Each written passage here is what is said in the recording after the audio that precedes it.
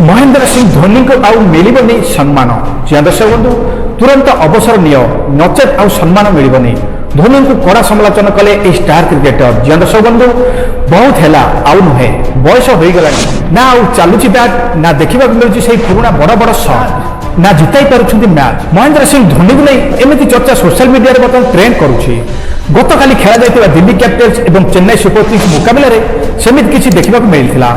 हाथ में विकेट आउ पर्याप्त समय भी थिला किंतु शेष में पराजय वरण करथिला सीएसके